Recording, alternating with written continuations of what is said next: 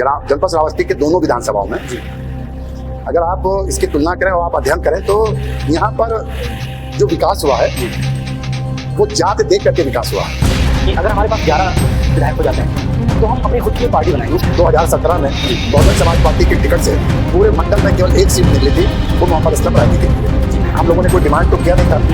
मैं विधायक था 289 भिंडा से, अब उन्होंने हमको 290 से टिकट दे दिया, तो उसमें मेरा क्या कसूर है? अगर 10 घर के और वोट मिल गए होते तो 2007 में ही मैं विधायक हो गया होता, और अगर 50 घर का वोट मिल गया होता 2002 में तो 2002 में विधायक हो गया होता। और जिस कार्यकर्ता को वो अपने दिल में बसा लेते हैं उसको वो छोड़ते नहीं, केवल उनकी इस भावना के साथ में कि वो उनका स्वभाव बहुत अच्छा है, पार्टी बहुत अच्छी है, वो मान सम्मान देते हैं। कोई कार्यकर्ता अगर बीमार हो या किसी कार्यकर्ता की डेथ हो जाती है तो उसके घर पर पहुंचने का काम माननीय राष्ट्रीय अध्यक्ष माननीय अखिलेश यादव जी करें। नमस्कार, मैं नागेंद्र दीक्षित और आप देख रहे हैं द टॉप ओपिनियन। आज मैं श्रावस्ती विधानसभा में बैठा हूं और श्रावस्ती विधानसभा में हमारे साथ जो बैठे हैं पूर्व में प्रत्याशी रहे हैं और वर्तमान में भी समाजवादी पार्टी से प्रबल प्रत्याशी पद के दावेदार माननीय पूर्व विधायक श्री असलम रायनी जी हैं। बहुत बहुत स्वागत है आपका हमारे इस पॉडकास्ट में। देखिए, क्षेत्र में जो चलते हैं, ये पिछली बार भी आप प्रत्याशी रहे हैं, आपने करीबन सिर्फ वोटों का अंतर देख लिया है तो 1400 वोट कोई विशेष नहीं होता है।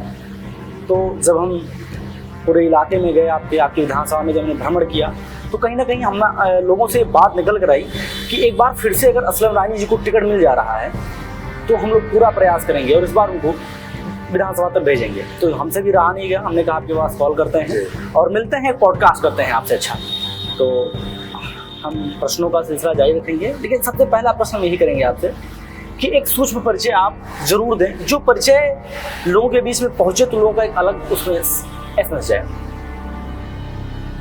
मैं अपनी राजनीति 2000 से मैंने स्टार्ट किया जी, और बहुजन समाज पार्टी से मैंने स्टार्ट किया जी।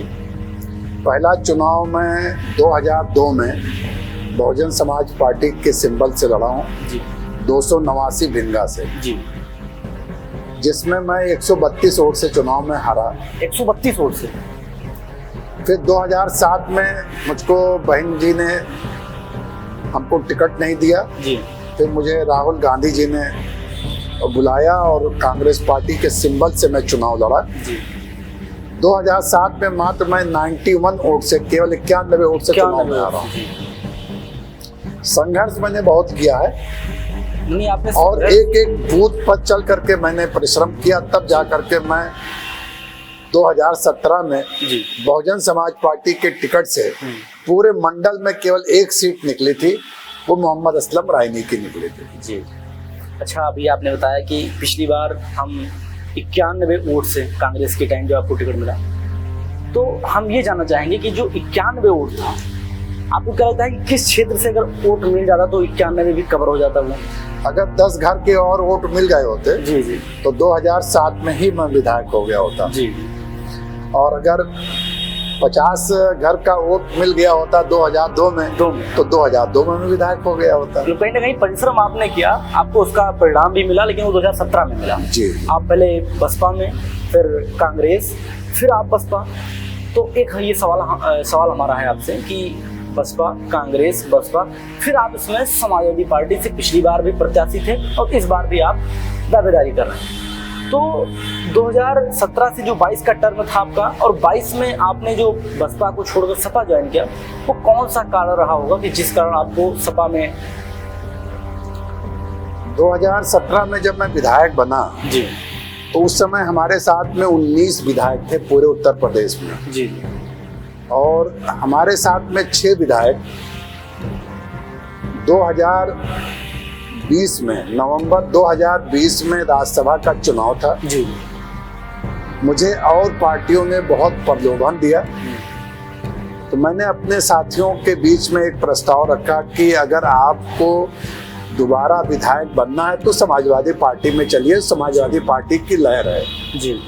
और जैसा कि मुझको लोगों ने और पेपर के माध्यम से और टीवी चैनल के माध्यम से ये न्यूज़ भी आ रही थी कि 2022 में पूर्ण बहुमत की सरकार समाजवादी पार्टी की बनेगी जी।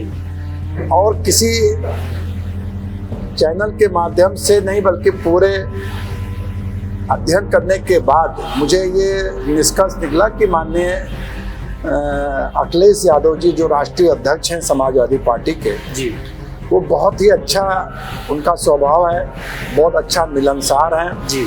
और जिस कार्यकर्ता को वो अपने दिल में बसा लेते हैं उसको वो छोड़ते नहीं हैं। केवल उनकी इस भावना के साथ में कि वो उनका स्वभाव बहुत अच्छा है, पार्टी बहुत अच्छी है जी। वो मान सम्मान देते हैं। कोई कार्यकर्ता अगर बीमार हो या किसी कार्यकर्ता की डेथ हो जाती है जी तो उसके घर पर पहुंचने का काम माननीय राष्ट्रीय अध्यक्ष माननीय अखिलेश यादव जी करते हैं। तो हम लोगों ने एक प्रस्ताव रखा कि आपस में 6 विधायकों ने जी कि क्यों ना हम लोग समाजवादी पार्टी ज्वाइन कर लिया जाए और कोई लालच, कोई प्रलोभन या कहीं किसी प्रकार का कोई हम लोगों की डिमांड नहीं थी। केवल एक उद्देश्य था कि उनका नेचर माननीय अखिलेश जी का बहुत अच्छा है, वो सम्मान बहुत देते हैं और जैसा मैंने सुना था आज 2026 से वो मैं पा भी रहा हूँ जी। उनके सम्मान में और उनके स्वभाव में कोई अंतर मैंने अभी तक तो नहीं देखा हूँ। जैसा आपने सोच रखा था, इमेजिन किया था, शायद वो परिणाम आपके सामने दिख रहा है। सामने भी आया जी। अच्छा, एक बात आपने सदन में कही थी कि अगर हमारे पास 11 विधायक हो जाते हैं तो हम अपनी खुद की एक पार्टी बनाएंगे। उस टाइम शायद आपके यहाँ करीबन 21 दिनों तक मीडिया आपसे सवाल पे सवाल कर रही थी। क्या था ये सब और कैसे दिमाग में आया कि अगर 11 हो जाते हैं तो हम सीधे अलग पार्टी बना लेंगे? दरअसल ये एक मैसेज विधानसभा के अंदर जब हम लोग बैठते थे जी तो लगभग कमोबेश ये लगता था कि अगर स्टार्टिंग कौन करे जी तो स्टार्टिंग प्लानिंग तो सबकी बन गई थी। अब आपने देखा कि मैं 6 विधायक लेकर के गया, फिर उसके बाद माननीय लालजी वर्मा जी 2-3 विधायक लेकर के गए, फिर माननीय ओम प्रकाश राजभर जी भी गए जी। मतलब कुल मिलाकर के लगभग हमारे जितने भी साथी थे जी, चाहे वो विनय कुमार तिवारी हों गोरखपुर के जी चाहे हमारे भार्गव जी हों सिदौली से जी, मतलब लगभग वो सब लोगों ने, या सुषमा स्वराज जी हों जी, सुषमा पटेल जो जौनपुर की विधायक थी मुगरा बादशाह से, जी सब लोग मिला करके प्लान बना लिया था कि हम लोग इस पार्टी में इस बार चुनाव नहीं लड़ेंगे और खुद की नई पार्टी बना के, जबकि हमको कई पार्टियों ने प्रलोभन भी दिया था जी जी, लेकिन हम लोग उस प्रलोभन में आए नहीं जी और सीधा एक ही जुड़ा कि जो सम्मान दे उस पार्टी में चलना चाहिए और वो सम्मान हमको मिला जी। अब ये तो माननीय राष्ट्रीय अध्यक्ष जी ने, हम लोगों ने कोई डिमांड तो किया नहीं था। मैं विधायक था 289 भिंगा से जी। अब उन्होंने हमको 290 से टिकट दे दिया जी, तो उसमें मेरा क्या कसूर है? हाँ, ये सवाल हम रखने वाले थे आपसे कि विधायक आप 289 के थे और टिकट आपको 290 का मिला, लेकिन आपने खुद ही आंसर इसका दे दिया। तो वो माननीय राष्ट्रीय अध्यक्ष जी से मेरी बात हुई थी तो मैंने ये कहा था कि जनपद श्रावस्ती में 2 सीटें हैं जी और 2 सीटें में कहीं से भी लड़ा दीजिए। कहीं से भी। तो उनका ये कहना था कि आप इसका डिसीजन मेरे ऊपर छोड़ दीजिए और उन्होंने अपना डिसीजन सुनाया, लेकिन दुख इस बात का आज भी है कि वो 25 दिन पहले हमको टिकट दिया। इसका दुख जब मैं अभी 6 फरवरी 2026 को उनके आवास पर मिला हूँ जी, तो ये दुख मैंने उनके सामने भी रखा जी। मैंने कहा 1.5 साल पहले जब मैं आपके पार्टी में 6 विधायक के साथ में मैं आपकी पार्टी में बिना कोई डिमांड के, बिना कोई कंडीशन के मैं आपकी पार्टी में ज्वाइन किया जी, तो आपको टिकट लगभग हमको 1 साल पहले कर देना चाहिए। किसी को विश्वास नहीं था कि मुझको टिकट मिलेगा कि नहीं मिलेगा।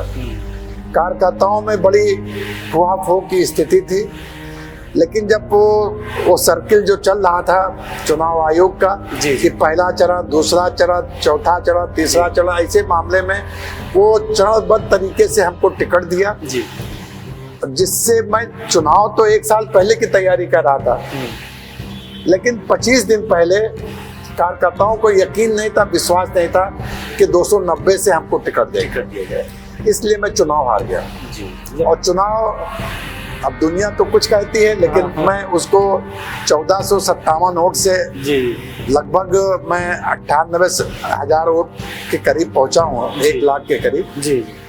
और हमारे कार्यकर्ताओं ने बड़ा अच्छा हमारा साथ दिया।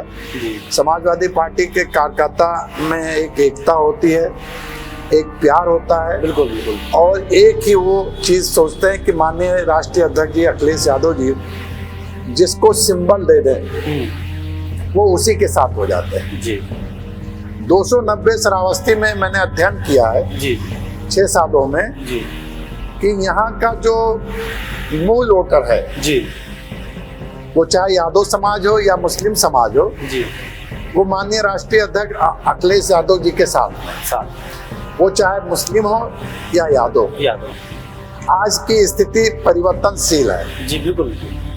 आज की स्थिति में हमारे साथ में माननीय अखिलेश यादव जी के साथ में पूरे प्रदेश में जी पूरा पिछड़ा वर्ग है, बिल्कुल। पीडीएफ अति पिछड़ा वर्ग है। जी जी और माननीय राष्ट्रीय अध्यक्ष जी ने भी कहा है जी। कि पीडीए के मतलब पीड़ित,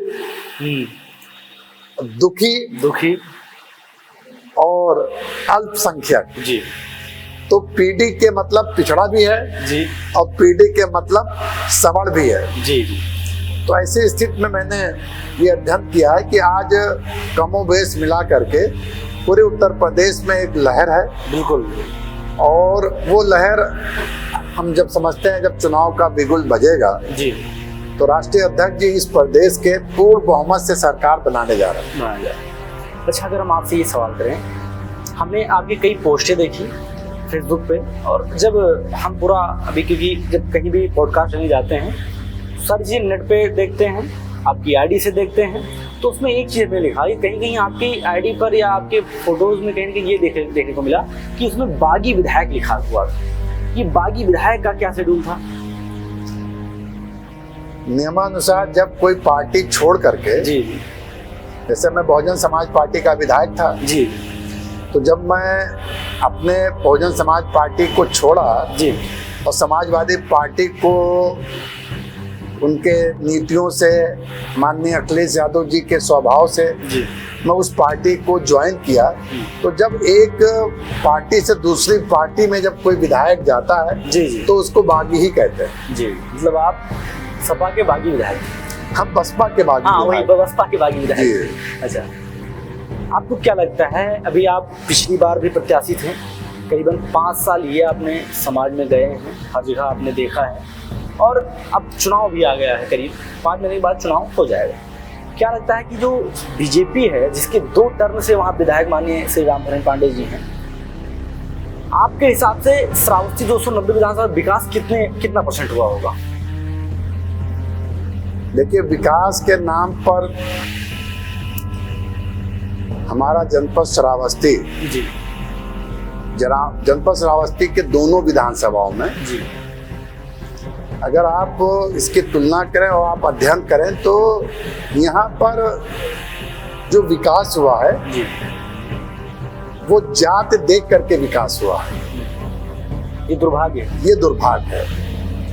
अब आप बूथ नंबर 1 राजापुर पुरैना से ले लीजिए आप, तो राजापुर पुरैना, तिवारी गांव, बेगमपुर से लेकर के और आपका मनवरिया दीवान, मनवरिया बोझा, देवरा, देवरनिया से लेकर के आप जितने भी उधर के आप गांव देखें जहां पर अल्पसंख्यक समाज के हैं जी, और जहां आप निकल आइए इधर गिलौला, तो अंदर की स्थिति ये है कि अगर एक बारिश 1 घंटे के अंदर हो जाए तो गांव से आदमी बाहर नहीं निकल सकता।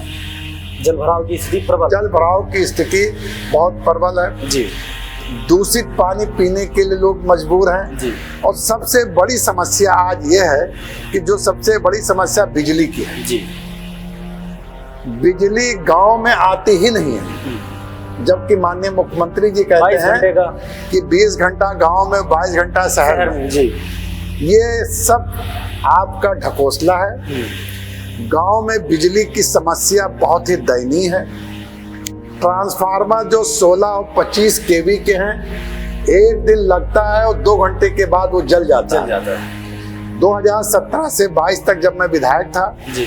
तो ट्रांसफार्मर बढ़ाने की जो एक विधायक को दिया जाता था कि एक चिट्ठी आप दे दीजिए, जी तो 25 का आप 65 बनवा सकते हैं, जी जहाँ 16 लगा हो वहाँ 25 का लगवा दें। जी तो ये स्थिति बड़ी दयनीय है, नाली, सड़क और पानी। जी।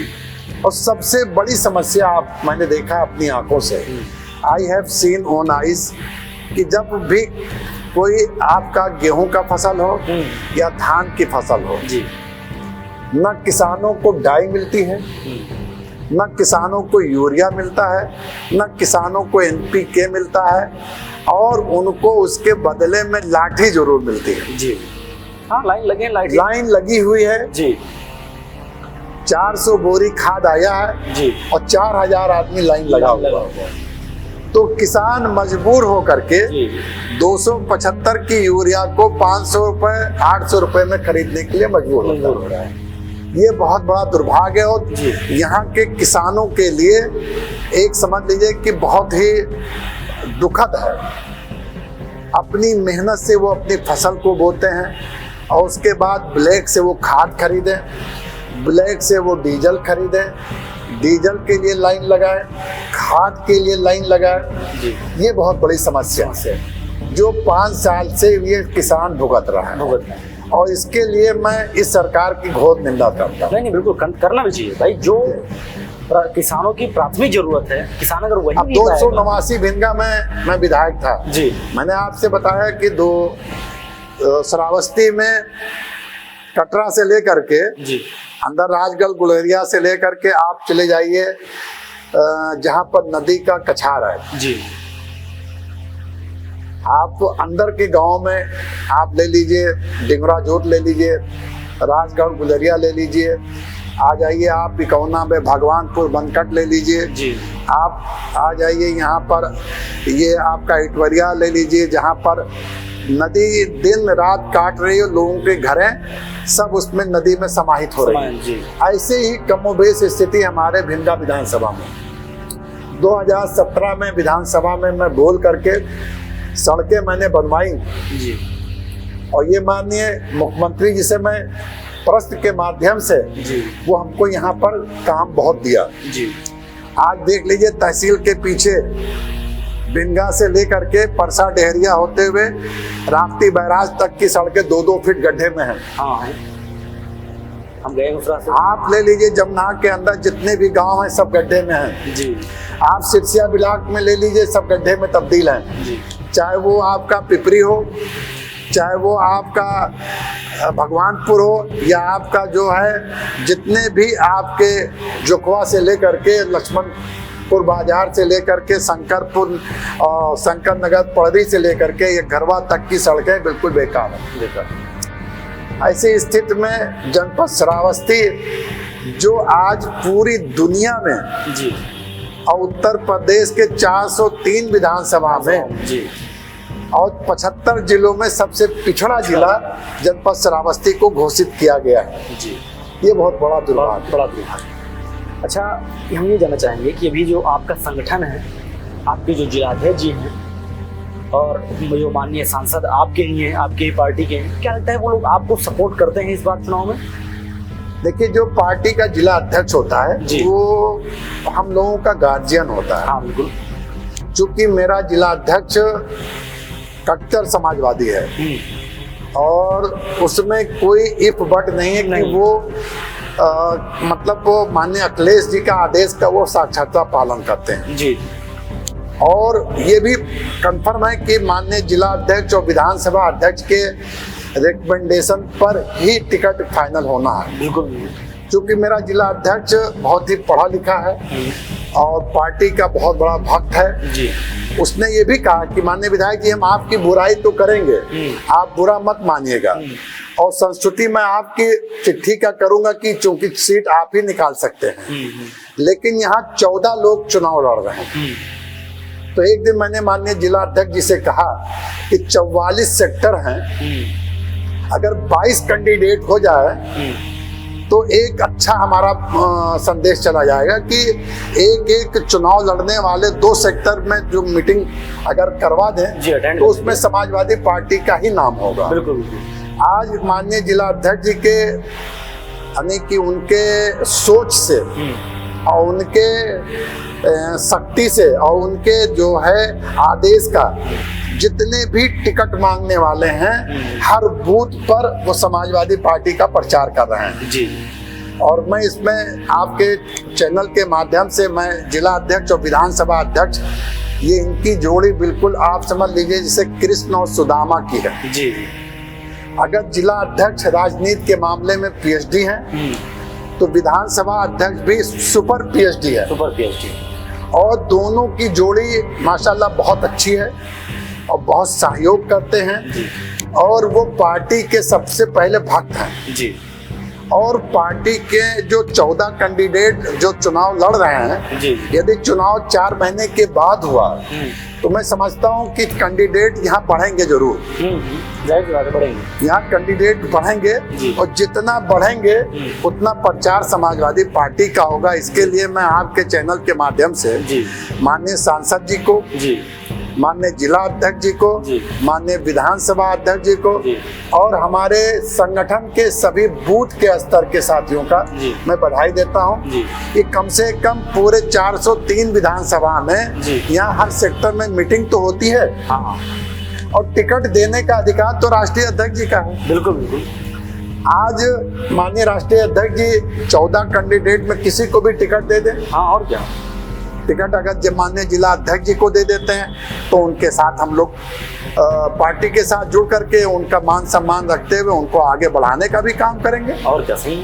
और अगर 3 या 4 ब्राह्मण भी मांग रहे हैं जी, 1 ठाकुर भी मांग रहे हैं जी, 2-3 कुर्मी समाज के भी लोग मांग रहे हैं जी, और कम से कम मुस्लिम के समाज की संख्या अधिक है।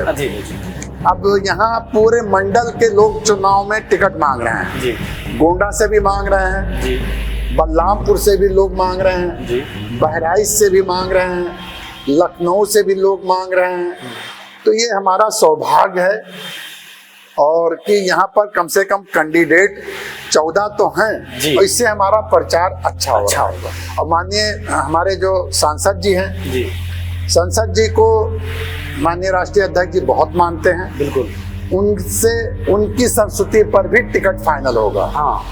लेकिन आपके चैनल के माध्यम से ये जो 3 हमारे जो शीर्ष नेतृत्व है, माननीय जिला अध्यक्ष जी, माननीय विधानसभा अध्यक्ष जी और माननीय सांसद जी, जिसको रिकमेंड कर देंगे जी, उस वही टिकट पाने वाला जो बंदा टिकट मांग रहा है जी, उसी को ही टिकट मिलेगा। और अगर ये संस्तुति नहीं करते हैं, जबकि इन तीनों लोगों ने मुझको संस्तुति कर दिया है और दिल से वो मानते हैं मुझको, ऐसा नहीं है जी। और अगर वो किसी और को भी कर देंगे तो निश्चित है कि उसी को ही टिकट मिलेगा। बिल्कुल। अच्छा, एक सवाल हमारा ये है कि क्या कभी आपकी जो ये राजनीति है हमारी सबकी, क्या कभी ये जाति से और धर्म से उठकर विकास के नाम पे राजनीति हुई कभी? मैं जब 17 से 22 तक विधायक था जी, तो जिन लोगों ने मुझको वोट नहीं भी दिया जी, तो एक माननीय मुख्यमंत्री जी का एक कोष होता है, विवेकाधीन कोष जी, तो उसमें एक विधायक किसी भी रिश्तेदार को या कहीं का भी वो रहने वाला है, तो मेरे यहाँ ब्राह्मण समाज के भी लोग आए जी, यादव समाज के भी लोग आए, ठाकुर समाज के लोग भी आए, दलित समाज के लोग भी आए। उनको मैंने कभी जात उनकी नहीं पूछी जी। मैंने सबसे पहला उद्देश्य देखा कि ये आदमी जो आया है मेरे दरवाजे पर जी, ये भगवान के बराबर है, बिल्कुल ईश्वर के समान है जी। मैंने आंख मूंद करके दस्तखत किया और डीएम को फोन किया कि ये गरीब है और इसके लिए आपको मैं चिट्ठी भेज रहा हूँ और इसको पैसा मिलना जरूरी है जी। तो कभी मैंने भेदभाव की राजनीति नहीं। अच्छा, अगर ये बात करें कि इस बार कितने % आपको विश्वास है कि टिकट हमारा फाइनल होगा, और फाइनल होने के बाद इस बार हम सीधे सीधे विधानसभा में चुन के हमारी जनता यहाँ से भेजेंगे? जब से मैं कम वोटों से चुनाव हारा हूँ जी, मैं एक दिन भी मिस नहीं किया हूँ। मैं बराबर जी 487 बूथों पर बना हूँ जी, और सबसे ज्यादा तेजी मैंने पकड़ी है 2025 से जी। जनवरी 2025 से अभी मैं चल रहा हूं, सभी मोस्ट बैकवर्ड जी और दलित समाज, सवर्ण समाज को जोड़ने का काम किया हूं। जी सभी 487 बूथ पर मैंने जी 25-25 कार्यकर्ता को बनाने का काम किया हूं। जी सभी 487 बूथों पर मैंने बूथ अध्यक्ष बनाने का काम किया हूं, जी जिसका मैंने एक एक कॉपी माननीय राष्ट्रीय अध्यक्ष जी को जब 6 फरवरी 2026 को जी उन्होंने अपने आवास पर मुझे बुलाया, जी और जब मैं गया तो उनको सारी बातें मैंने उनको बताई कि हमारे जनपद श्रावस्ती के संगठन के लोग और पूरा संगठन के माध्यम से हमने ये सब तैयार कर लिया है। जी मेरा संगठन तैयार है। जी चुनाव आयोग नवंबर 2026 या दिसंबर को चुनाव करा दे जी तो मैं तैयार हूँ। जी चुनाव नियमानुसार अगर वो कराते हैं तो 5 जनवरी 2022 को अधिसूचना लागू हुई थी। जी अगर 5 जनवरी को भी अधिसूचना लागू होती तब भी मैं तैयार हूँ। हर तरीके से मैं तैयार हूँ और 99% मुझे राष्ट्रीय अध्यक्ष जी के व्यवहार, राष्ट्रीय अध्यक्ष जी के ऊपर यह एतमाद है और विश्वास है जी कि उनकी जो एजेंसी जो यहाँ सर्वे 2 महीना पूर्व जी करके चली गई है, जी एजेंसी जून में करके चली गई है, तब वे जो लोग टिकट मांग रहे हैं आज वो गांव-गांव में जा रहे हैं। जी जी तो जून से पहले जिस एजेंसी से माननीय राष्ट्रीय अध्यक्ष जी ने सर्वे कराया है, जी निश्चित है कि उसमें बहुत पढ़े लिखे लोग, हाँ और बहुत ईमानदार लोग जी तीनों ब्लॉक में अध्ययन किया होगा जी और उस अध्ययन में ये जरूर पाया होगा कि प्रत्येक बूथ पर मोहम्मद असलम रायनी गए हैं, संगठन के लोगों को जोड़ा है, कार्यकर्ताओं को जोड़ा है। उस माध्यम से अगर देना होगा तो निश्चित है कि टिकट मिलना चाहिए, बाकी सब ईश्वर के ऊपर है। बिल्कुल बिल्कुल।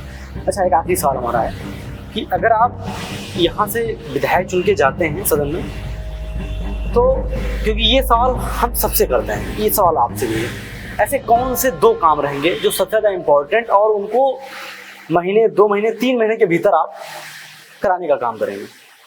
सबसे पहले यहाँ जो समस्या है बिजली की, जी सबसे पहले समस्या है नौजवान को रोजगार की, जी सबसे पहले समस्या है खाद की, जी सबसे पहले समस्या है सड़क और नाली की, जी और शिक्षा की। जी आज बड़े दुख के साथ आपके चैनल के माध्यम से कहना पड़ रहा है कि शिक्षा व्यवस्था हमारी बहुत ही खराब है। बहुत खराब। जी और जब हमारा बच्चा या किसान का बच्चा जब एजुकेटेड नहीं होगा जी तो वो आगे क्या तरक्की कर पाएगा। बिल्कुल।